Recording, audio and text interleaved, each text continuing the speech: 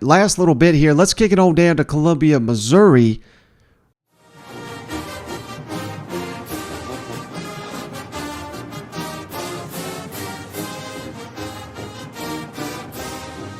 Rolled Eli Drinkwitz back from the spring meetings, and he held him a press conference on Thursday. Pretty lengthy one, 30 minutes here. I picked out the highlights from Drinkwitz's latest media availability, and let's start with his thoughts on the 8-game or 9-game SEC schedule. Some people would think, Missouri, they may not want to add an extra SEC game. That's tough. But Drinkwitz, while he didn't specifically say which side, he said he's sticking with, he wants more of these traditional rivalries played, which of course means 9-game SEC schedule so we can keep some of these marquee games on the schedule. Let's kick it over to Drinkwitz. Stand on one side of that argument. You approach it as what's best for Mizzou or what's best for Missouri? I think both. I think I'm a representative for Mizzou, and I think you can look at it from a lot of different perspectives.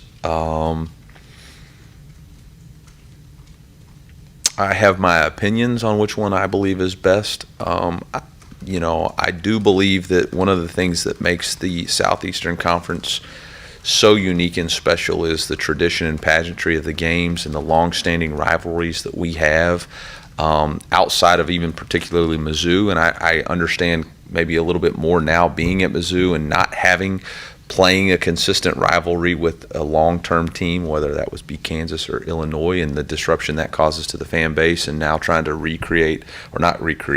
restart a rivalry with Arkansas, and how that's a little bit more difficult and challenging. And so I do think for our league, if we do away with divisions and go into a rotating conference schedule, that the consistency of rivalries are going to be important to the passion of the Southeastern Conference. So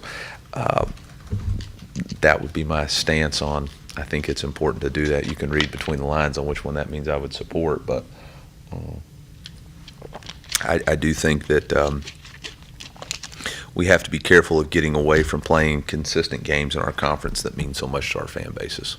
So again, reading between the lines, clear as day to me. I mean, he wants to keep playing Arkansas. The only chance that probably has of happening is if we go to the 9-game SEC schedule. Otherwise, we're going to be losing annual games like that. Razorback fans don't want to hear that, but that's what he's talking about. He's talking about Alabama, Tennessee, Georgia, Auburn.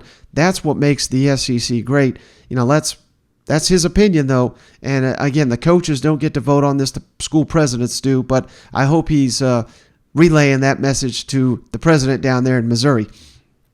Now, next, again, he was asked. This was great. And I really hope you're watching on video, because otherwise you're going to miss Drinkwitz's face when he references. There was an article put out by someone. I don't want to call him out, but someone, after they landed Jack Abram from Mississippi State, who's going to start as a walk-on at Missouri. Someone said Jack Abram is the presumed starter there at Missouri. Drinkwitz took big issue with that one, and he talked at length about Sam Horn, who many believe is the future of the Missouri football program, and of course there's Sam Horn is apparently a touted baseball prospect, so that's something they have to weigh right now. The upcoming Major League draft, see where Sam Horn's going to get drafted and ensure that he will be with the team. He's on campus already, is my understanding, but they needed to add Jack Abram to the roster as insurance, because you sure as hell can't go with an SEC schedule with just 2 quarterbacks. They currently have 4, which is obviously much more ideal with, you just never know what can happen with injuries and all that in an SEC schedule. So let's kick it over once again to Eli Drinkwitz.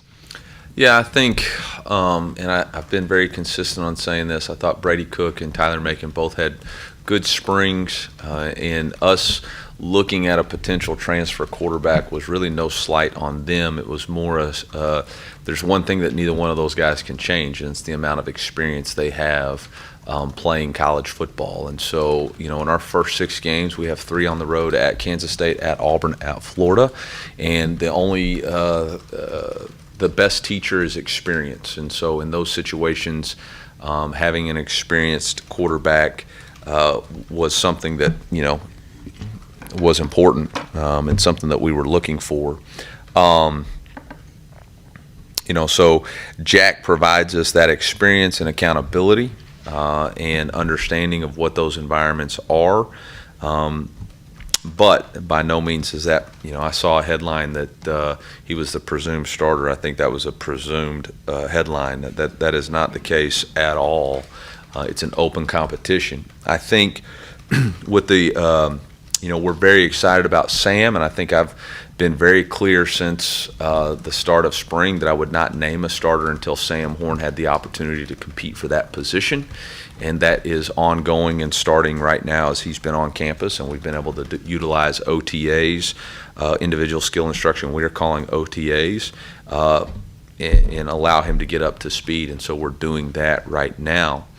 But I'm not naive to the fact that Sam is going to have a difficult choice in front of him in mid-July, as he is an unbelievable baseball player with the ability to get drafted, and is going to have to make a decision on which sport he wants to pursue in the future. I've met with his family and him, and we believe that he's got a great, unbelievable future here as both a football player and a baseball player within the Mizzou football and baseball families, and that's what we're pushing him on. But I also am not naive to the fact that he could choose to pursue a career in the major leagues, and I could not stay status quo and only have two quarterbacks on the roster with experience, and so needed to have somebody else. And so to go back to your question about Jack Abraham, full circle, that was something that we had to have. And so being able to explain that to both Brady, Tyler, our football team, and the Horns, the team comes first, and I have to put ourselves in a position for our team to be successful with contingency plans. And so that's what we were able to do. And Jack, again, has experience, has been in multiple systems, and will have the ability to compete for the starting job. But those four guys will be the guys, and we'll see which one comes out as the starter sooner rather than later. So I love that transparency there from Old Drink.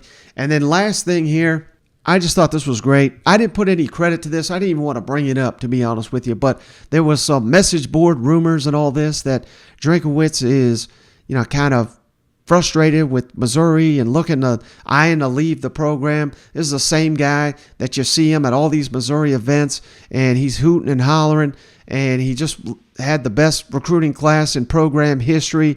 They're going to have a very talented team this fall, and while things didn't go as planned last season, hopes are high that they've turned the corner here in Columbia.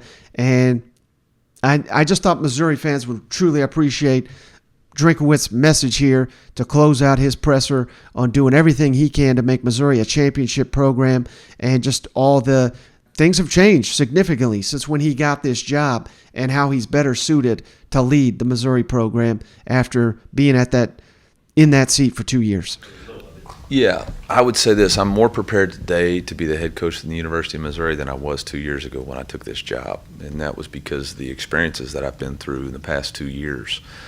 The job's changed quite a bit. The dynamics of the job has changed quite a bit, but that's changed for everybody in the seats that they're in. I think whenever you hire somebody to do a job, you're hiring them based off the competency to adjust to whatever happens moving forward. And I do think that I have a clear vision for what I believe the University of Missouri can be, and I'm pursuing that every single day as hard as I possibly can. I don't know that anybody could argue that I'm not working as hard as I possibly can to do everything I can to help us win a championship, whether that's visiting cities or recruiting or being intentional about strategic placement of NIL opportunities or being in communities. I mean, we've got a kids camp in St. Louis this weekend. We've got a free kids camp in St. Louis this weekend. We got a free kids camp in Kansas City next weekend. We have a free 2-day kids camp in Columbia that's already got over 500 kids signed up. We're trying to be great. We got a camp today on our campus. It's got over 150 kids. We're going to be in Lindenwood tomorrow. We're trying to be great ambassadors to this state, and I think that's where it starts. And that's something I've been passionate about since I was a high school coach. The job is, like I said, the job has changed, but that's what makes it fun. You know, that's what as a competitor you kind of like the challenges. I think I can't speak to what college football was back in the 90s or 80s and in the crazy changes that have occurred. But man, I can't imagine there's been any more influx of the way the college football has happened in the past 2 years. So. All right, so hey, that's going to do it for this episode of the show. Wanted to give you guys one more to finish the week strong. Now, we will do like an emergency style podcast if the SEC does vote here on Friday and comes to a decision on the 8 or 9 game SEC schedule, which may or may not happen. Again, Greg Sankey, keeping it vague. We'll see was what he kept saying here in his latest media availability. So we'll see if we need to break that out. We still have to do our SEC West fan predictions. There's some good stuff here. I was really waiting. I'm waiting for Shane to jump on the line. I'm hoping I can get him back because I really want to get his thoughts and reactions to some of these. Some of these are very surprising. I know the SEC East fan base, they appreciated these, so we got the SEC West in our back pocket. We'll get to those on the next episode of the show. But that's all we got on this one. I hope everybody has a great weekend. And as always, if you made it this far, you enjoy the content all week long, if you wouldn't mind giving us that 5-star written review on the Apple Podcast app, subscribe on YouTube, subscribe on Spotify. You can give us a review there as well. And if you do those things, reach out to us at thatsecpodcast@gmail.com, and we're happy to send you a beer koozie free of charge just for supporting the show. But that's going to do it. We'll catch you on the next one.